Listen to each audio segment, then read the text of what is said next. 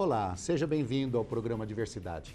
Ao longo dos anos, nós temos falado insistentemente na questão da felicidade das pessoas, felicidade de todas as pessoas, mas como é o nosso foco, a gente vai direto na questão da felicidade da pessoa com deficiência.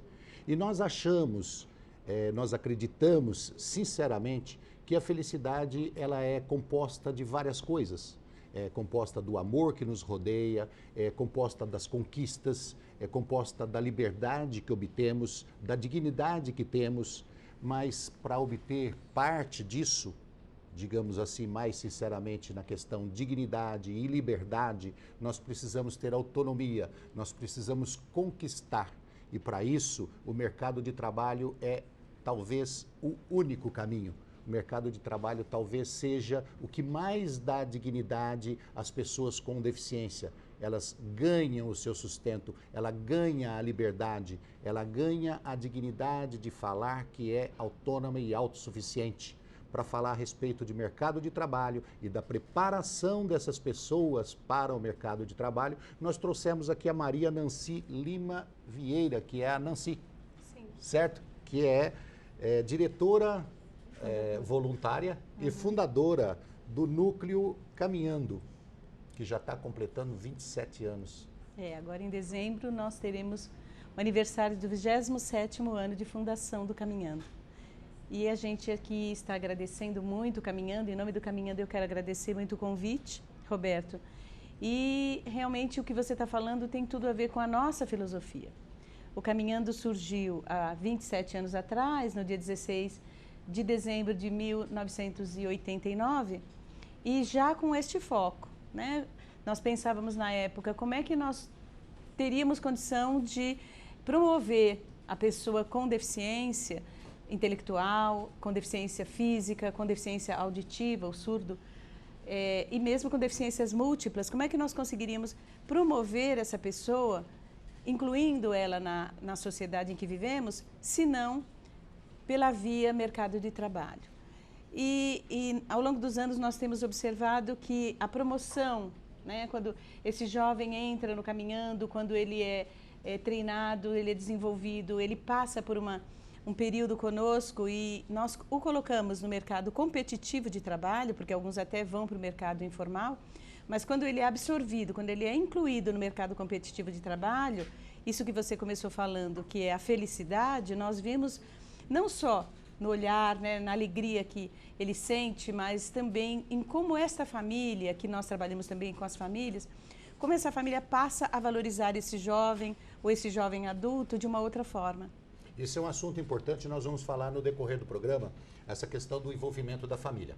Mas primeiro eu queria dar alguns pontos assim, de esclarecimento sobre o núcleo. Eu ia falar você tinha me corrigido que não é o Caminhando, porque é o Núcleo Caminhando. Uhum.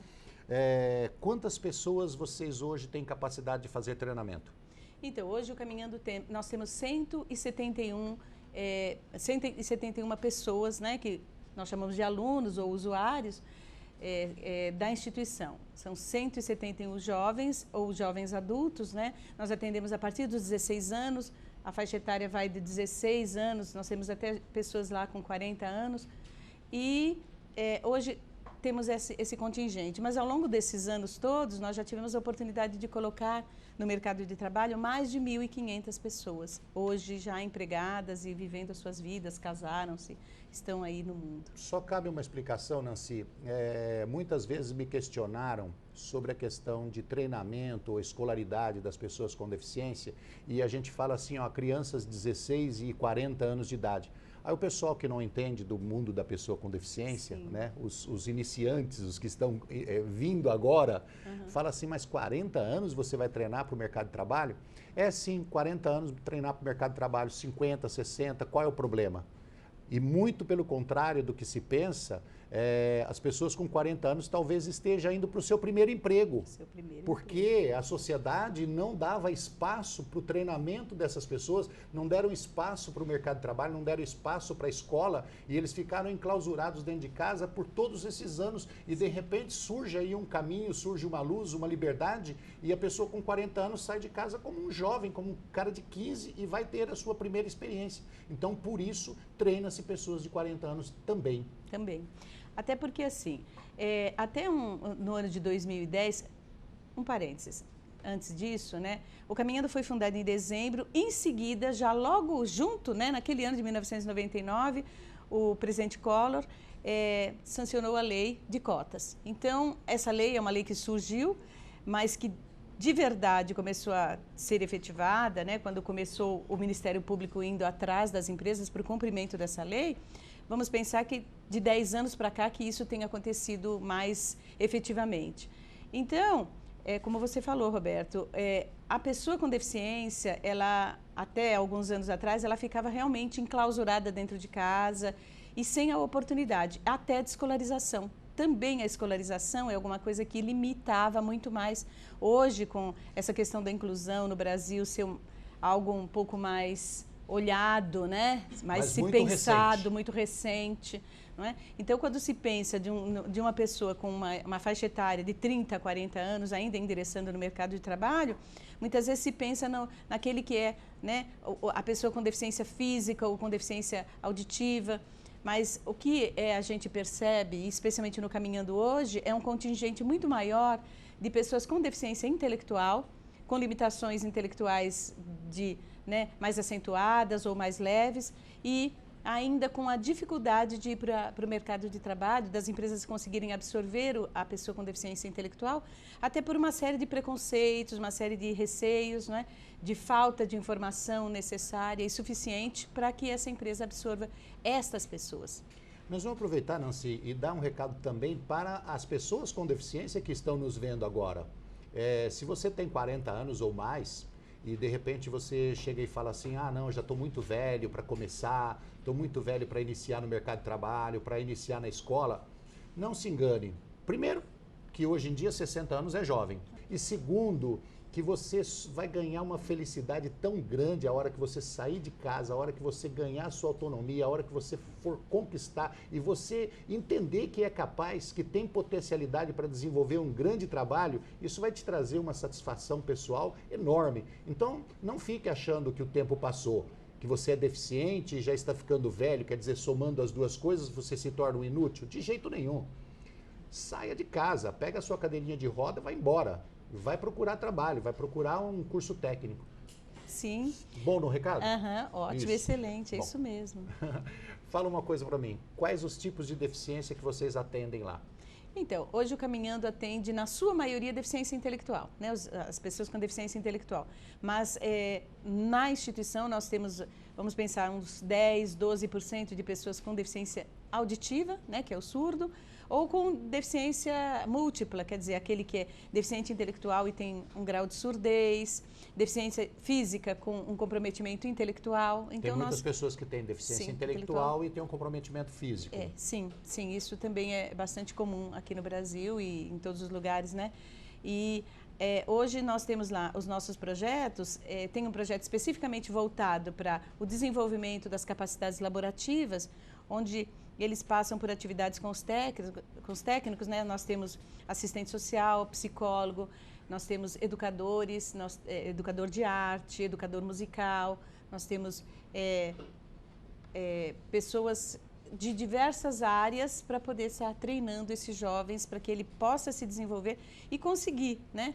Primeiro, a compreensão plena do que é o mercado de trabalho, quais são as exigências, deveres e responsabilidades, comprometimento, entendeu? Para que se tornem profissionais. Não especificamente um profissional de uma área X, nós não treinamos para uma área X. Porque quando nós entramos em contato com a empresa, nós entramos em contato para, especialmente, né, por causa do deficiente intelectual, para atividades mais operacionais.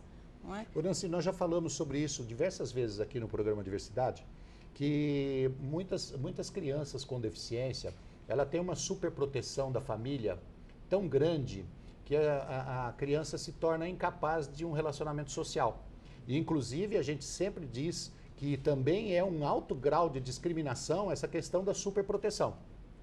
Né? Sim, Nós consideramos sim. discriminação aquelas pessoas que maltratam, que não dão espaço, né? Que separam as pessoas com deficiência por ignorância, não tem outra palavra, por ignorância, né? Ignorância no mais pejorativo do que possa ser, né? Ignorância total, ignorância de alma. Eles separam essas pessoas, mas quem dá, a família que dá uma superproteção, a gente considera também discriminação. Porque eu já percebi que muitas famílias fazem a superproteção, ou seja, fecha a criança com deficiência dentro de casa, em clausula, né? Não deixa a sociedade ver, por vergonha de ter um membro da família com deficiência.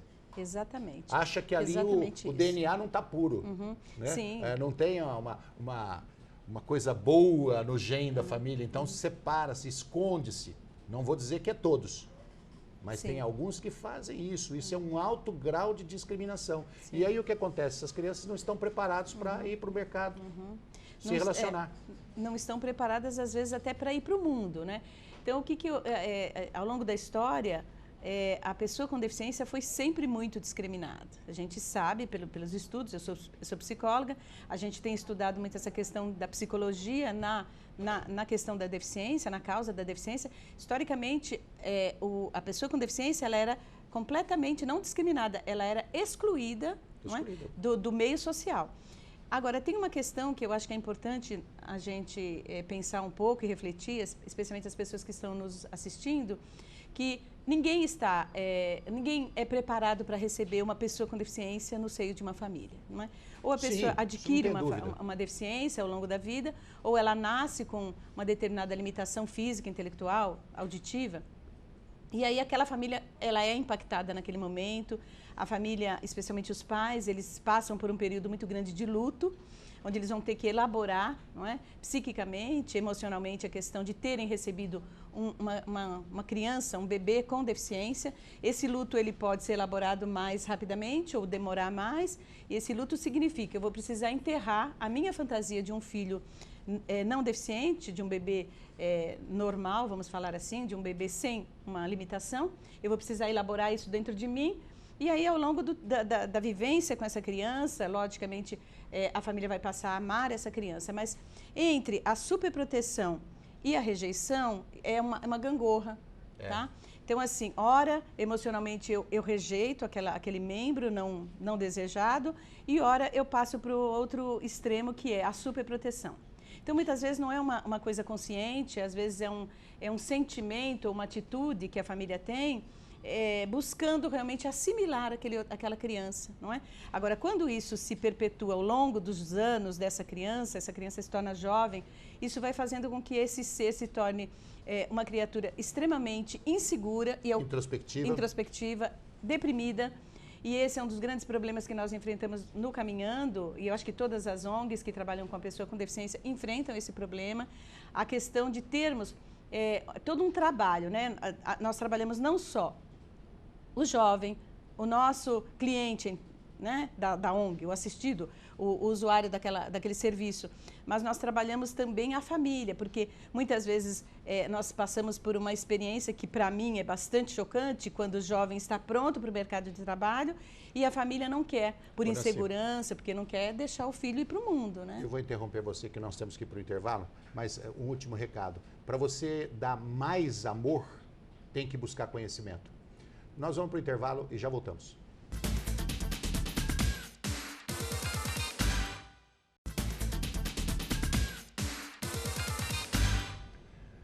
Olá, estamos de volta com o programa Diversidade. Hoje nós estamos conversando com a Nancy, que ela é fundadora e diretora voluntária do núcleo Caminhando, o Caminhando. Não vou esquecer nunca, jamais, o Caminhando. E nós estamos falando no bloco anterior sobre a questão da importância do envolvimento da família na caminhada para a vida, né? Não é só da pessoa com deficiência, não. Na caminhada para o mundo, dos adolescentes, das crianças e tudo mais, né? A gente não pode fazer Nós temos que dizer como pode ser feito, dar conselhos, até indicar caminhos, mas não fazer por eles.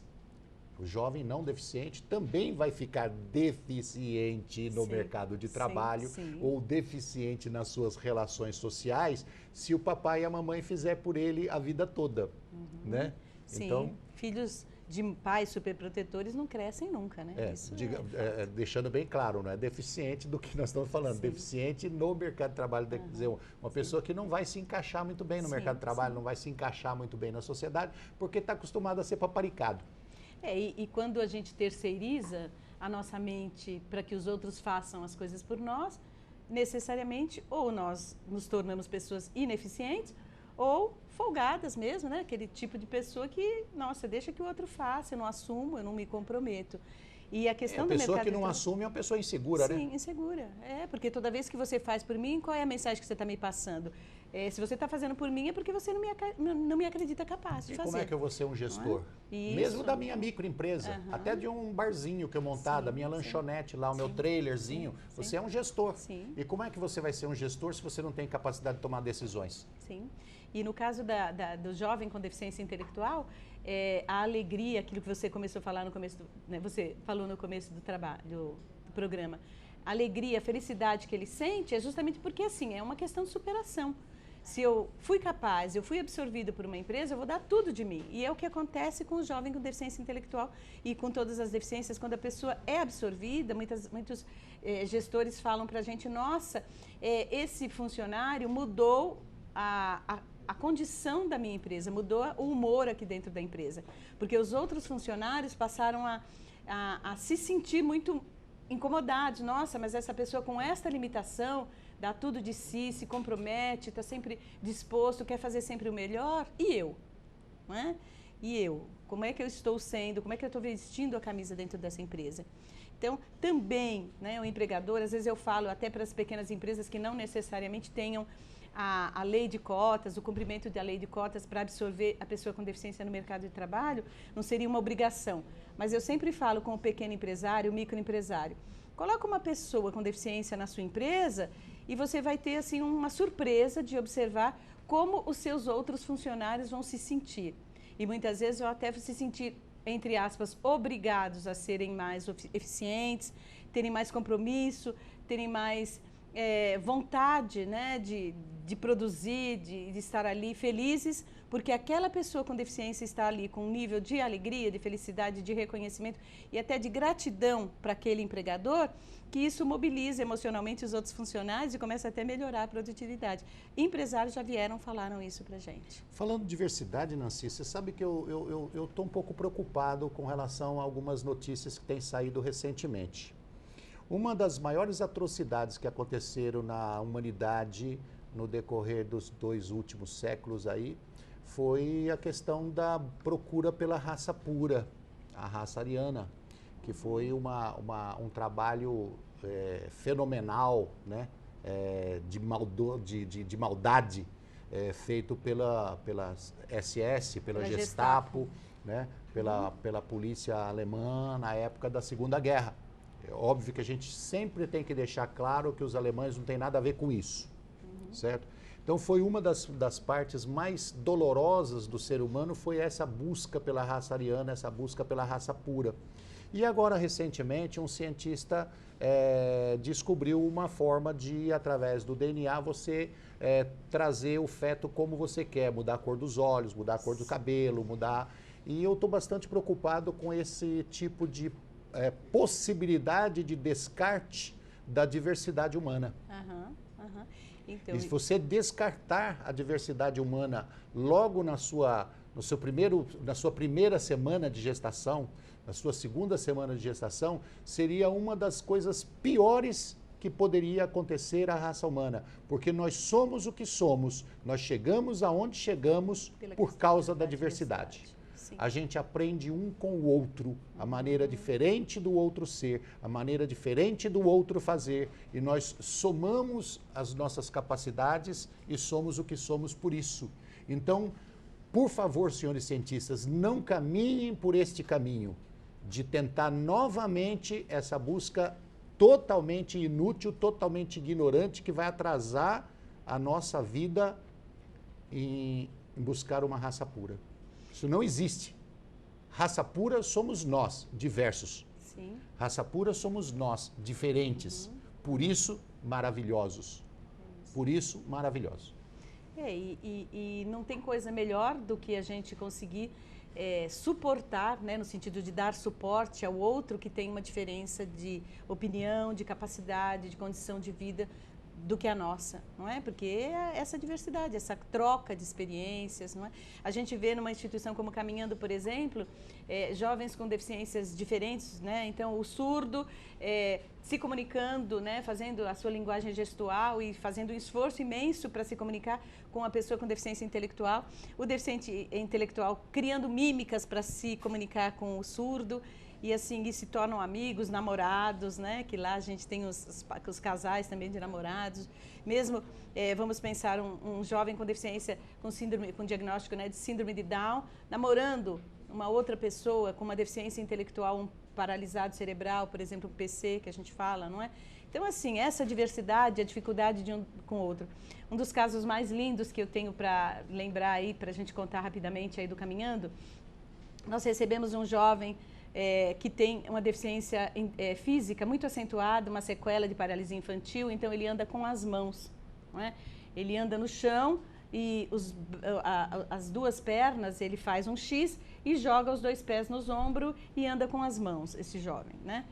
E lá no Caminhando, ele rapidamente ele foi educado, não é? Ele passou pelo treinamento e ele logo tinha a capacidade de ir para o mercado de trabalho. Muito pobre, porque a grande maioria dos nossos clientes do Caminhando, dos alunos lá do Caminhando, são pessoas vindas da periferia, com também o grande ônus social de uma situação econômica muito precária.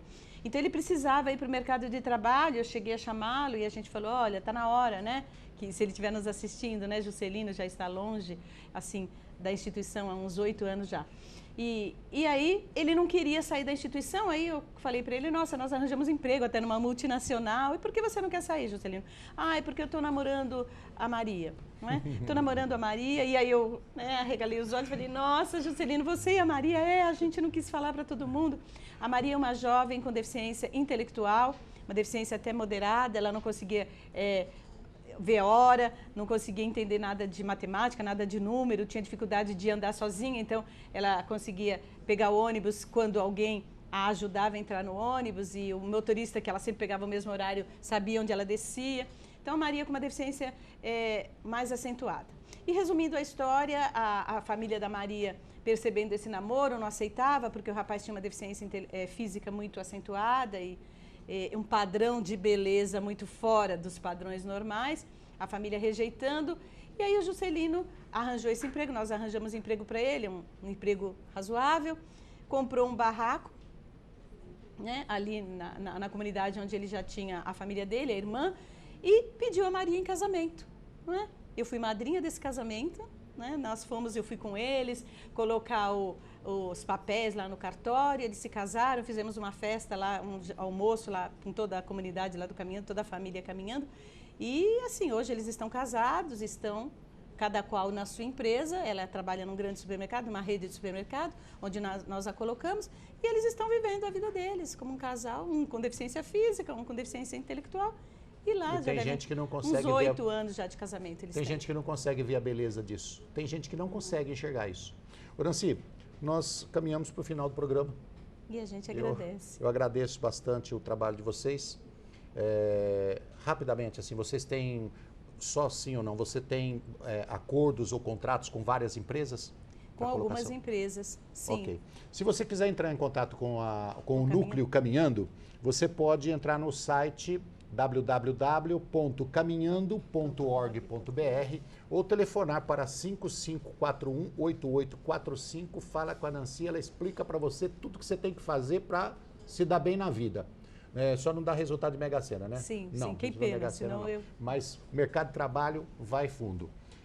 Eu agradeço a você, agradeço ao trabalho do Caminhando e agradeço pela sua vinda.